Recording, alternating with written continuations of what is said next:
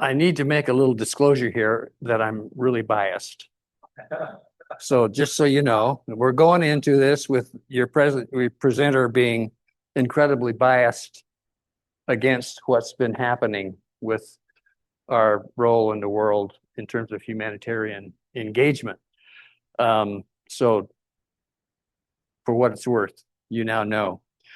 I've been a part of aid programs for years and years. I led teams that developed programs and proposals, and probably over my lifetime, $100 million worth of AID money going into programs that I helped lead teams that ran them.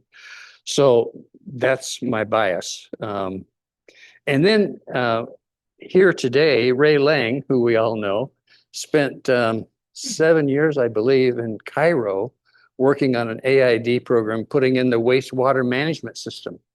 It was a 20-year project, and he was there for 7 of them. Paul Anderson's dad worked for AID in the Dominican Republic. So several of us have had touch with the United States Agency for International Development. You'll also discover when I'm describing this today, I'm not going to go into lots of details. I'm going to talk big picture. There's so many details that we could get bogged down forever in those details. And I'm a man of few words often, so that'll work. The other thing that I want us to understand, and I may ask Kent to help me out on this a little bit, is that with the demise of AID, there were a whole cascading effect of other issues and programs and places that we work in the world, and how that's affected all of us. So let's start. And at the end, I want to have quite a bit of discussion, so I'm not going to take the whole time, I hope. The history of AID is one thing, programs and ending consequences. In 1953, Eisenhower started a program called United States Operations Mission, USAM. What I discovered later was that Harry Truman had a program also prior to that called Point 4. And when he was describing what his priorities were for his presidency, he listed all these points. And the fourth point was he wanted to be involved in humanitarian work around the world. And so it was called Point 4. So I heard my dad talk about that when he was talking about the Friends farm in Bolivia, had some Point 4 money at some point along the way. Then in 1961, Kennedy formed USAID out of the Foreign Assistance Act, which was done by Congress, which became then embedded into our State Department. And then in 1968, it was pulled out of the State Department to be a standalone agency that reported to the Secretary of State. So that's the history of AID in a nutshell. Wrong way. What was the purpose of AID? You recall that the United States was very involved in the European recovery that Herbert Hoover led in the Belgian relief program. That was sort of the big first step in America's involvement in humanitarian work around the world.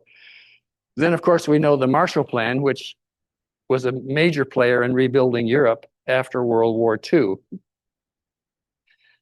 Poverty relief was, so disaster relief was one of the main purposes. Poverty relief, including PL 480. PL 480 is a program buying excess agricultural products from American farmers sent overseas to assist in humanitarian work. I was a recipient of that. My first assignment in Vietnam, we used PL 480 food in our feeding programs that I was running in Vietnam.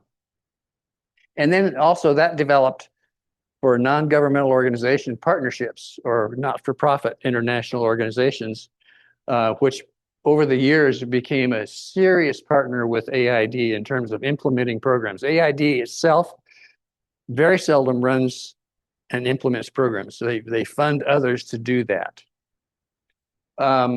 Technical cooperation, that's a Ray Lang kind of a thing where we send our engineers around the world to build infrastructure and bridges and sewer systems and water systems. And one of the interesting things is that the United States was influential in introducing electricity to many, many, many places in the world that otherwise hadn't had electricity prior to that. So the technical assistance from AID did that.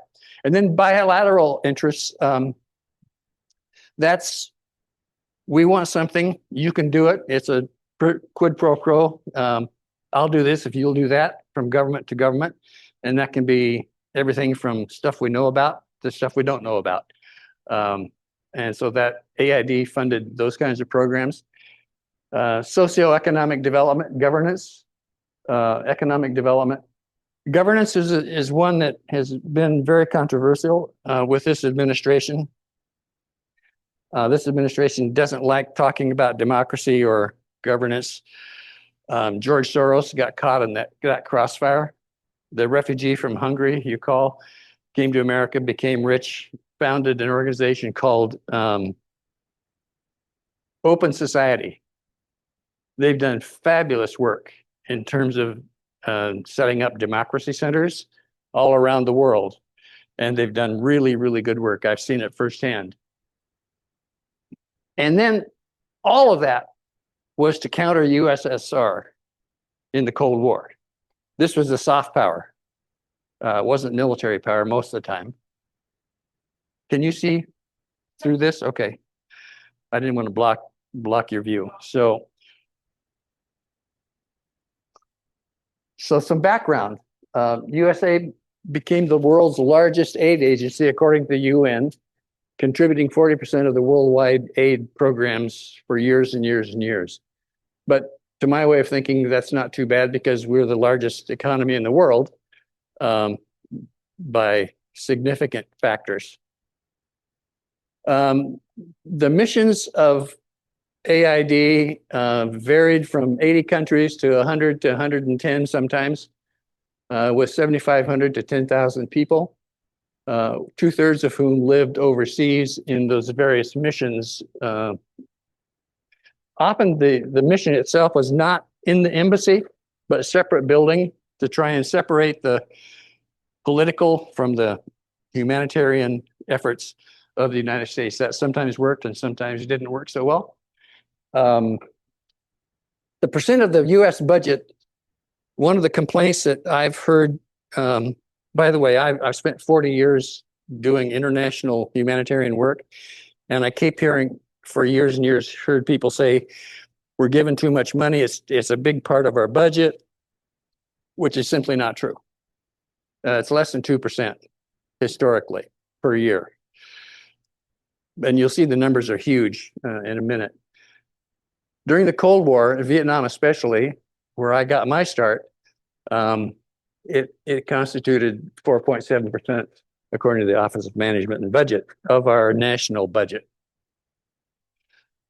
All products and services funded must be US sourced. Let me give you a story. What that means is that the money that AID spends always goes to Americans. American providers of services like Ray and your dad, me.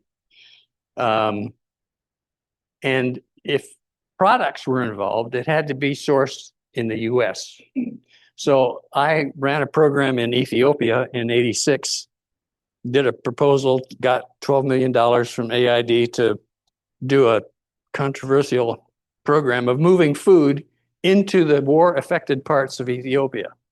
So we, along with the Lutherans, had this program of moving food, PL 480 food, actually, from the US government into the war zone. And to do that, we had to have off-road trucks, 10-ton all-wheel drive trucks. The US didn't produce any of those. So we couldn't buy American products. So there's a provision that if the US can't do it, you can buy it out. So this is an interesting story. Italy was a colonial power in northern Ethiopia for years and years. And so most of the cars and trucks in Ethiopia were Fiat. So I said, let's get Fiat because there's a way to service them. There's spare parts.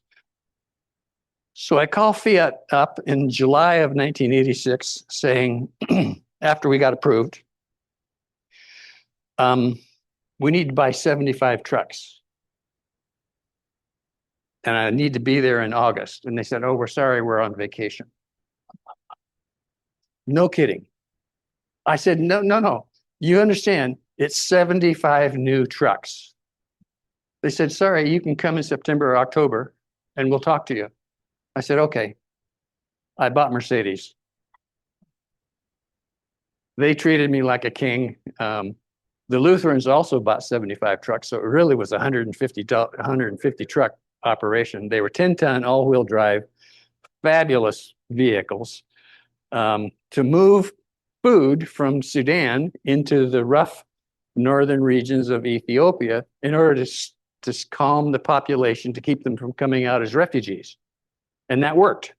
It really did work. So that's just an interesting story about U.S. source. Sometimes it works and sometimes it doesn't.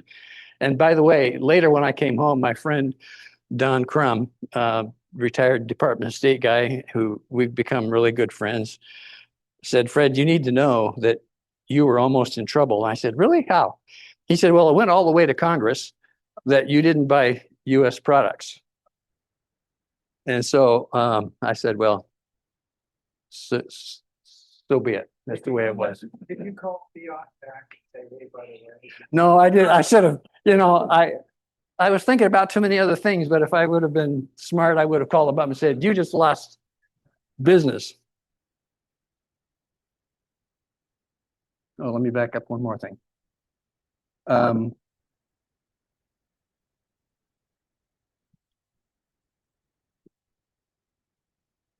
So here we go. The way that aid typically funded programs was through grants, which lots of NGOs got, through cooperative agreements, which is they give money to multiple agencies with one agency being the key and the manager of the whole thing. And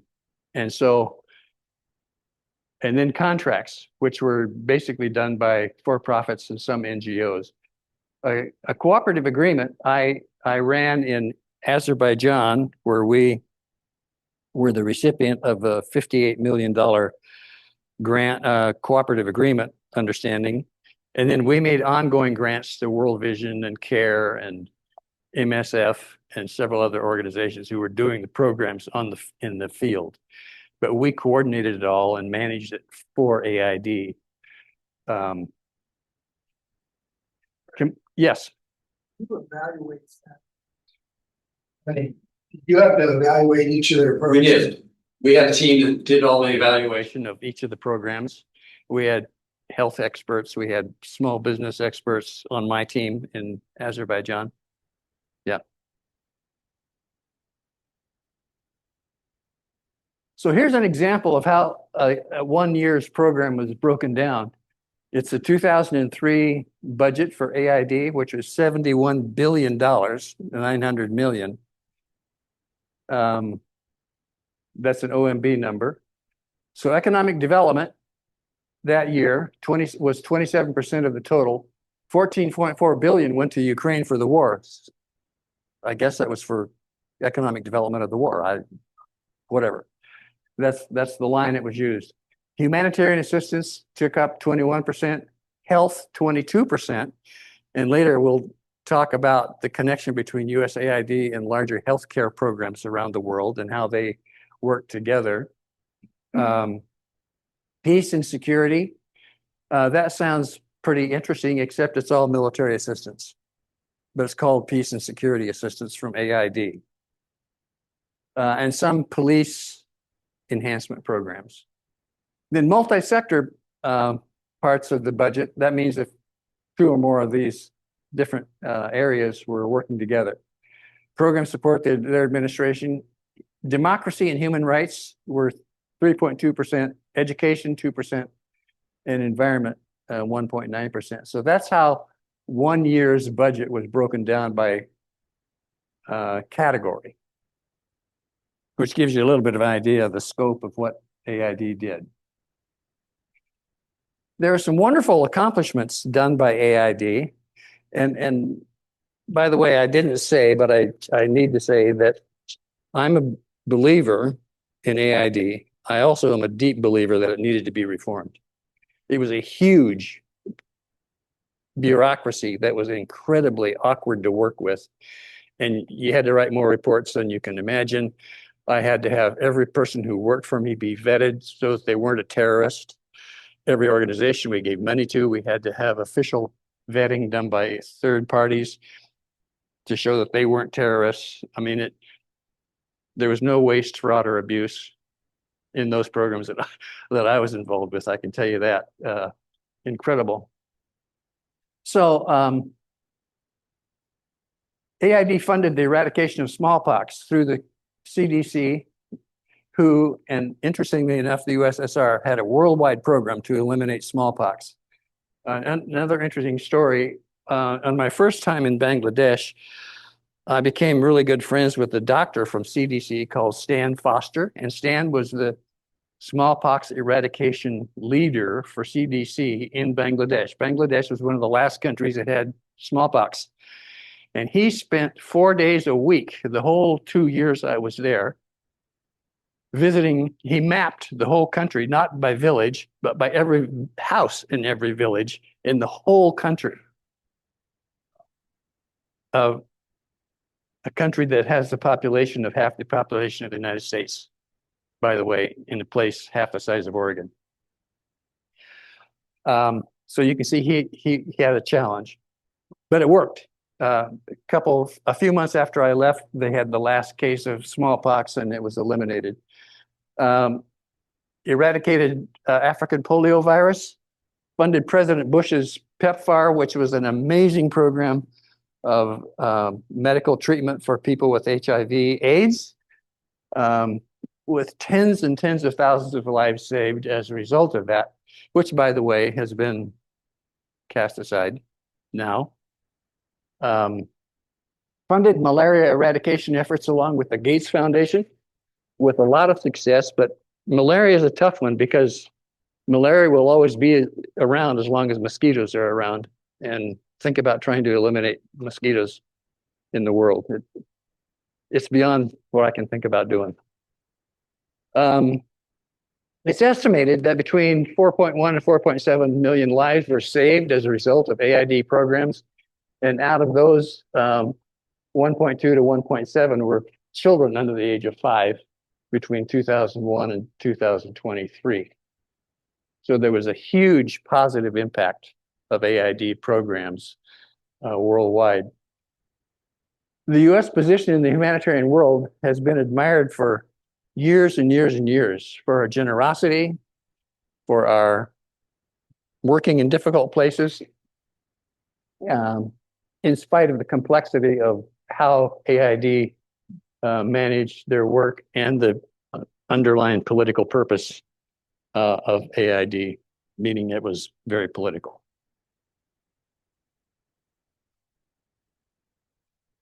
What are some of the results of the shutdown of USAID in 2025? In 2027, this next budget year, the military has a $1.45 trillion budget, which, by the way, is more than the next 44 countries behind us combined. I don't know who we're afraid of, but whatever. Next year's budget, $33.5 billion for all State Department, which includes diplomacy, foreign assistance, and security assistance. So 1/5 of the military budget is going into diplomacy and humanitarian work this next year. The Democracy Fund was eliminated, which was run by the Bureau of Human Rights, which is under threat as well, attempting to end the endowment for democracy. Currently, in the next year's budget, they're going to ask for $5 billion for America First Opportunity, which sounds like a really good program by name, except it is to fund in the Western Hemisphere international narcotics control, law enforcement, peacekeeping operations, which we know as military, and foreign military aid to Western Hemisphere.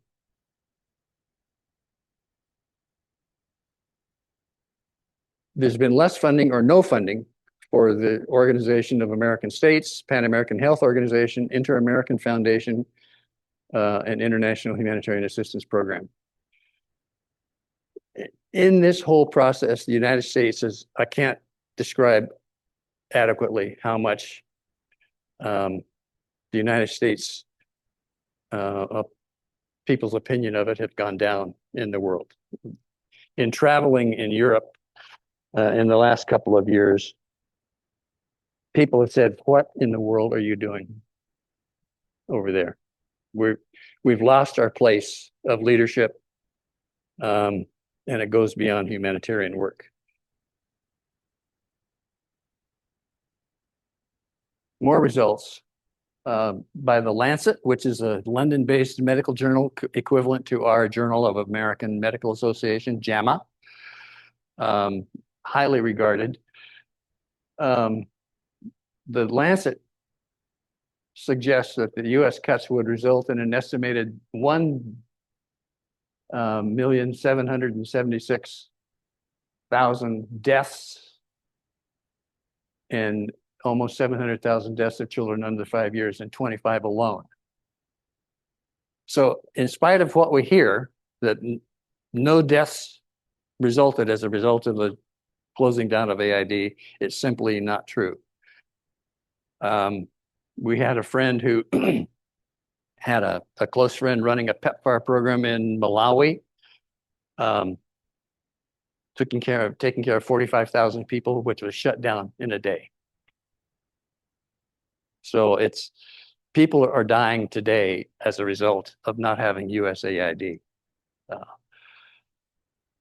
The complete defunding of USAID would cause an estimated 250,000 deaths annually, leading to huge numbers by the year 2030. So you can just extrapolate those numbers out, and we've created more trauma and death than we can imagine. The National Institute of Health, which is along with the CDC is a practical implementer of healthcare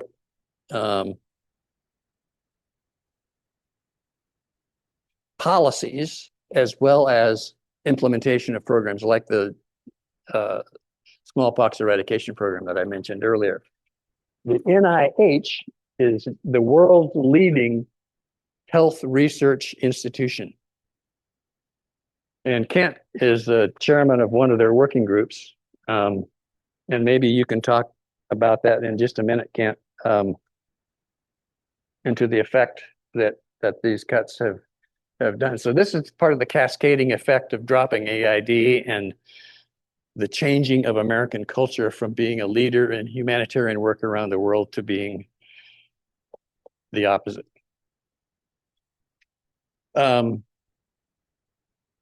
NIH, just as one example, in 2025, terminated grants, 383 clinical trials affecting 74,000 people.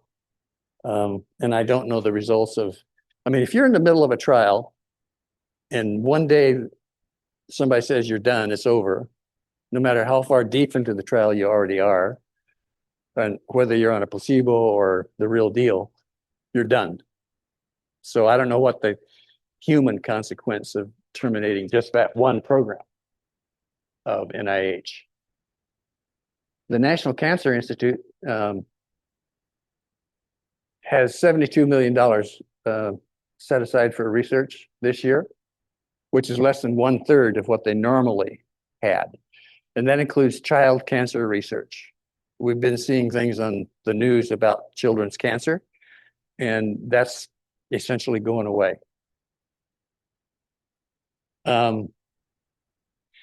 NIH has fallen behind significantly in what is funded because of thousands of workers being fired or pushed into retirement. NIH new guidelines requires that woke language not be included in any of their publications or proposals, which of course is DEI mostly or often. And they now have it's not now that they have a computational text analysis tool so that every proposal or document that comes through runs through a system, and if it finds a word that they don't like, it's thrown out. So that's pretty close to mind control. Like equality would not be a good word to use because it does not fit current administration's priorities or diversity or inclusion. So that's, do you have any comment? I mean, you were just in Washington a couple of weeks ago talking about some of these consequences. Yeah, I could talk for a long time, but I'll just say a couple words. One is a profound thing that surprised me was the director of one of our institutes, who happened to be a personal friend of mine, was asked to step down from a letter that this woman got, and it said that she had to step down. So she went to the director of the NIH and said, here's my letter, and could you explain to me why I'm being removed from this position? And the director said, I don't want you to leave. I didn't fire you. And said, what happened then? And he did some research, found out she was fired by people at the very top. And not NIH. Right, didn't get fired by NIH. And there are people all through NIH now have left, including the director of the program that I oversee through the board that I chair. So I just met with him a few days ago, and he's leaving. So it turns out that it's really difficult to watch an organization, which, by the way, also has no fraud because they carefully watch every dollar. Yeah. To see that and all the progress that's being made, you could make that list that you have there and make it 10 times over, right, of all the programs that are now being hurt by this project. And so what I'm seeing is that there is now being some pushback by people within the NIH, which they've been pretty quiet all this time. But now people are pushing back and trying to get the administration just to find out if they have some conscience that will allow them to help people that are suffering. That's what they're pushing for. Well, you recall a famous statement by Bill Gates when Doge was canceling AID, who said the richest man in the world is killing the poorest children in the world. And it's true. Can I say also one quick thing about Africa? Yep. The interesting part there is that the AIDS program, we've forgotten about AIDS in this country because we take good care of it now with drugs. But that's not the case in Africa. And they're still suffering from this disease spreading. And now all the funding that's supported, because the programs that are all supported by USAID. Yeah, that far. Yeah. And now they're gone. Yeah. No, it is the cascading effect is beyond what we've even talked about today, but for lack of time, I didn't want to go into so much detail. To me, the most dramatic change is that the culture and place of America in the world is being forcibly changed.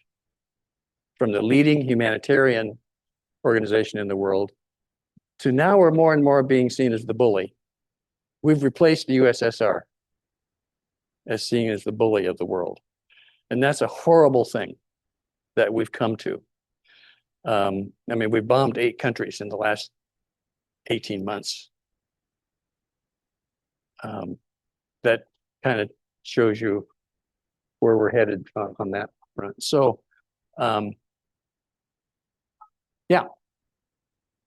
As many of you know, all my family is in Switzerland. So we do spend a lot of time talking about America. I would say the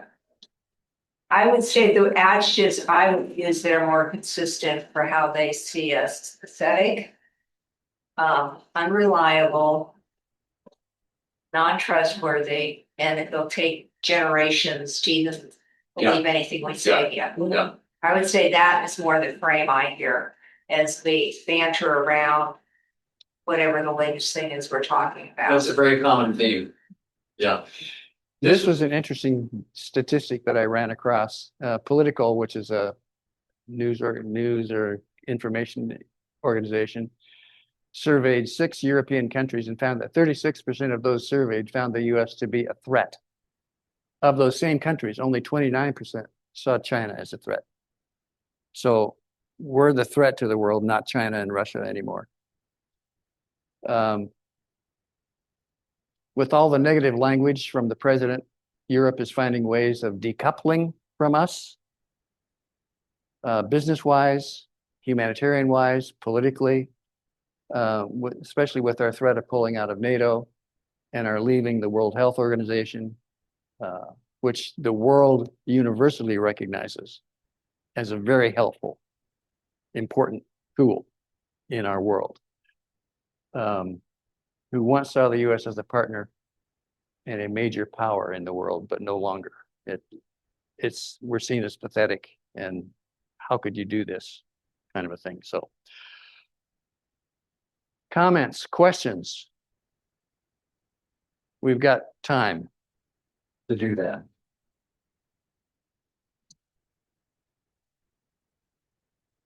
It's a big subject, I know.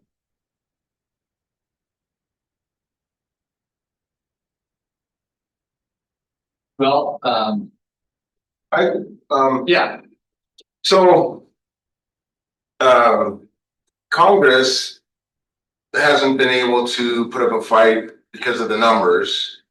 I'm curious when you say that NIH has just started to raise a ruckus about this. I'm not sure what is. It seems like they would be faster. well, I agree with you. And let me give you one illustration of AID that Viola and I experienced, and Kent, you can respond to that. We happened to be in Washington the day they were taking the sign U.S. Agency for International Development off the building in Washington, D.C. And there were hundreds of AID workers there, and they were leaving notes and flowers. And it was like a funeral. It was like a funeral. And one of the notes was pretty profound. It said, "Today it's us, tomorrow it's you." Remember that? We were there. So Ken, talk about it. And let me say, it's hard for me to figure out why there hasn't been more pushback from these agencies. I mean, you think about 10 or 11,000 employees around the world with AID. And the truth of it is they really have no power. They can say all they want. But in some cases, it was awful. I mean, people got a notice one day and they need to pack and leave within 2 or 3 days. And you have families with kids at school. Your life is there. You've been there for 2 or 3 years, perhaps. So it's been interesting for me to listen to the silence a lot. Ken. Well, scientists are trained to be scientists. Right. And they're not politicians, and they don't know what to do. So now they're at a place where some of the pressures on them now are asking them to speak back, but the ones that have left are quiet. You'll never hear from them. I heard a comment from James, wasn't James Homey. It was the chief of staff of the Pentagon who got fired. He was a wonderful guy by most accounts that I've run across. And he said that the issue is not me, but he said, I can tell you that my retired, it was not him. It was Mark Kelly, the astronaut senator, who's being indicted for saying you don't have to follow false orders or illegal orders. He said, what my retired military friends are telling me is that they're silent because they're afraid if they say anything, they're going to have to spend their life savings in court defending themselves. So they're totally quiet. It's a big problem. Yes. Just speaking personally, the Quakers probably are a fairly microscopic component of all this.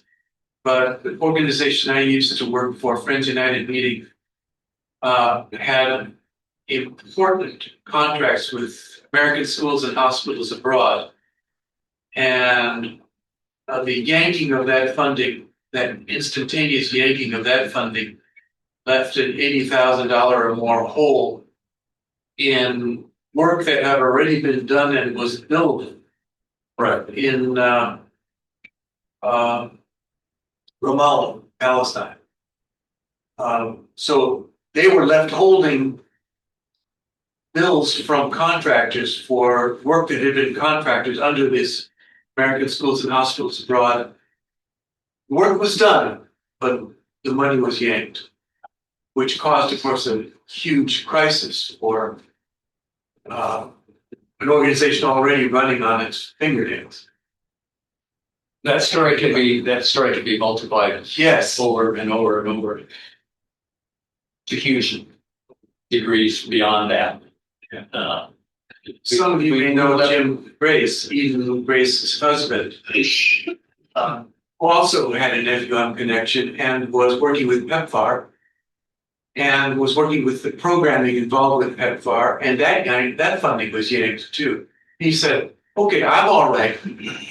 I'll be all right. But my colleagues in this program, the locally placed colleagues, just cut off from their life, from their income. Yeah, it's been a huge personal financial disaster for lots of local hires like that.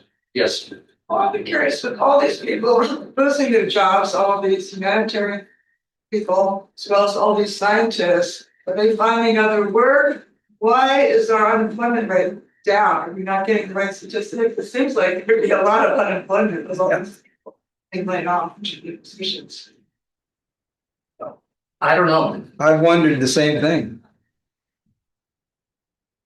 I was at a meeting a few months ago, and a man stood up and talked about his experience. He was a PhD from, I believe, University of Georgia, who had accepted a position at Oregon State in one of the positions in one of the fields that was eliminated.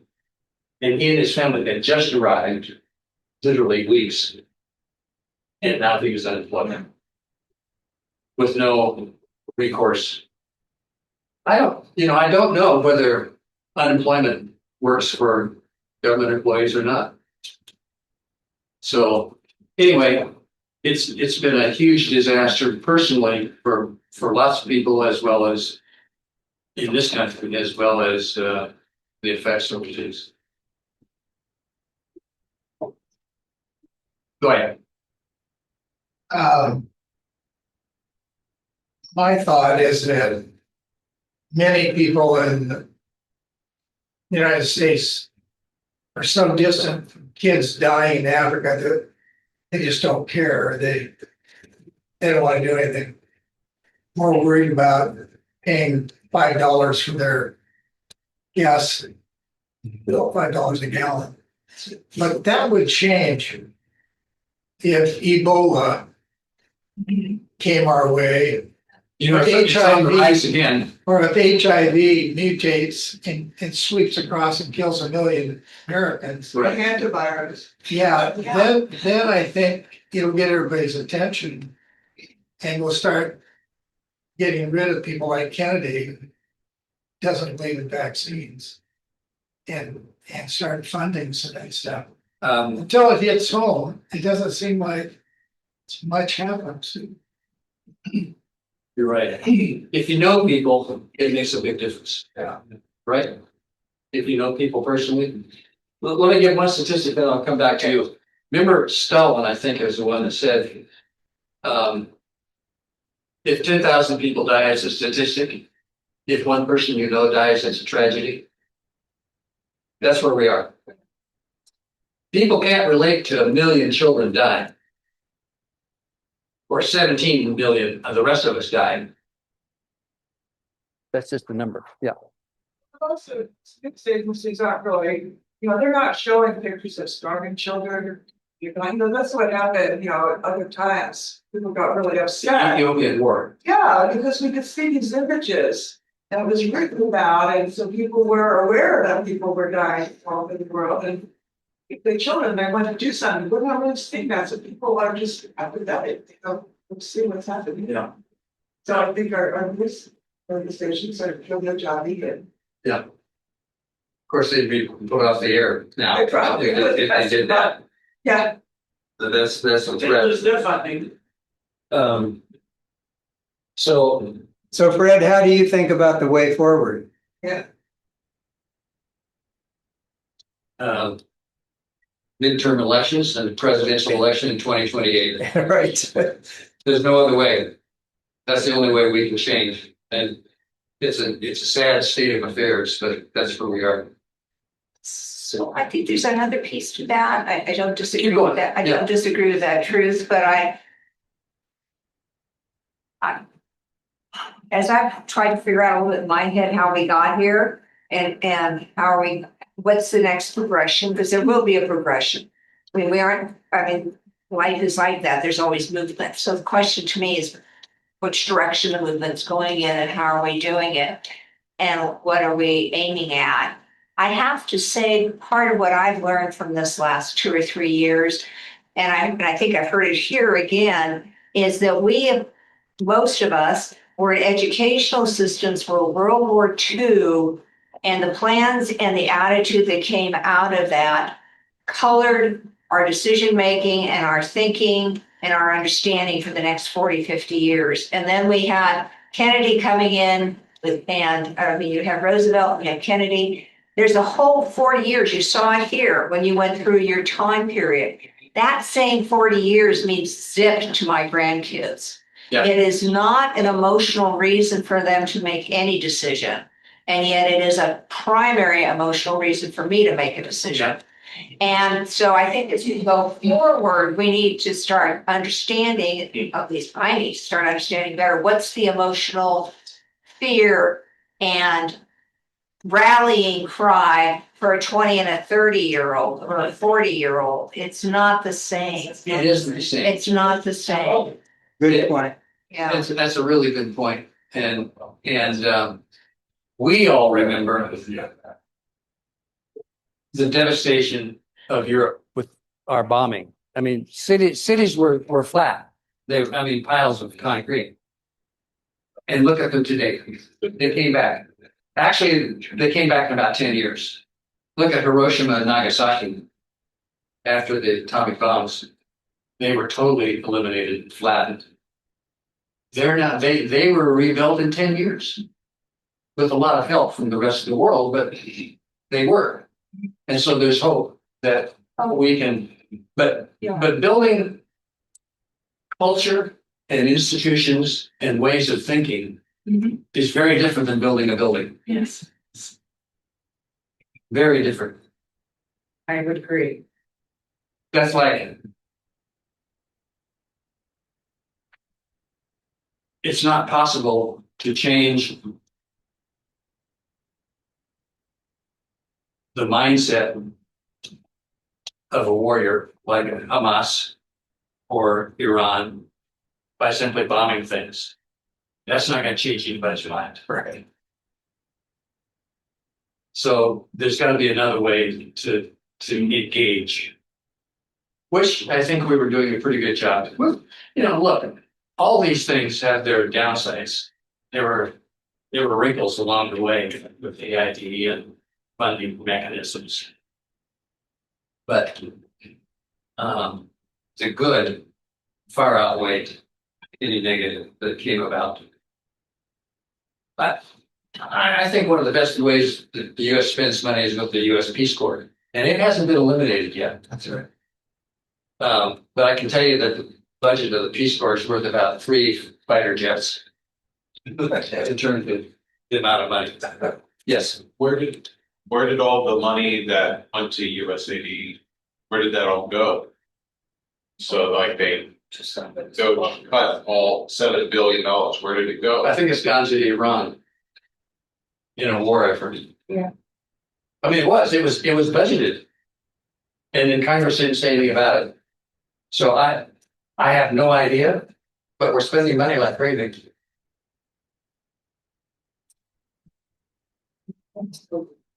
Yes.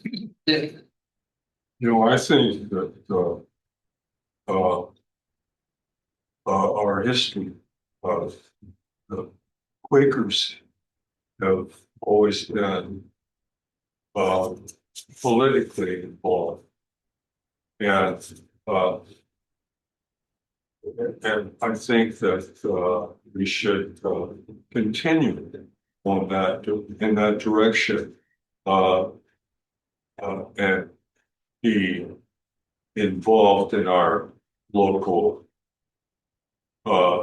elections and providing information. This last week, I stuffed 60 envelopes of election material and delivered it in my apartment building. And in the past, doing that, just looking back at local candidates, we were successful on the folks that we supported. They actually got elected to school boards and so forth. And my own life, the last 10 years, I've been involved with FCNL lobbying, and I know Senator Wyden and Merkley. Personally, I've met them, and we discussed issues through this lobbying efforts. And so I think it's important that we work toward getting the truth out. I mean, that word alone has been damaged big time, just by the social media. And so we should try to intellectually engage with people over these serious issues that you bring up. And, you know, it's interesting how there are folks that have that become involved and are concerned. I recently visited a friend of mine in Eugene, and a professor from a history professor, no, a political science professor from U of O came over to the retirement village where I was visiting and lectured on fascism. And those people, even in the retirement home, publish a paper monthly dealing with political issues and so forth. And so I think it's important that we get information out, like Fred has brought forward here on. I mean, I was upset big time with when I heard that USAID was wiped out. And so, but I think through the democratic election process, that's where the change has got to be.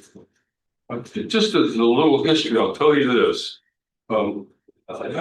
Years ago, when I was between jobs, and I was a young Democrat, and there was a job opening in the Republican Party that I applied for because I'd been a journalist and was had experience in writing and promoting public relations. And Pete Gunner, who was the Republican chairman, said, "Well, come on down to Salem," and they actually hired me. And I worked for almost a year for the Republican Party, and they knew I was a Democrat. But people were more moderate and more they could work together and solve issues, and that's part of figuring out how to solve issues together and have a friendly conversation.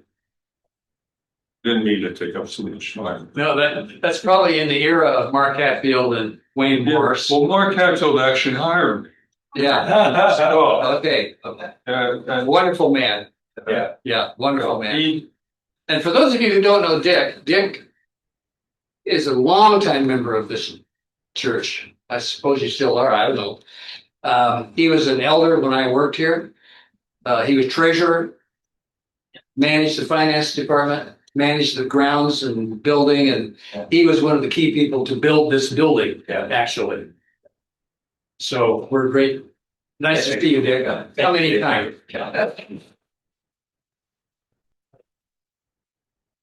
Thank you. Have a good week.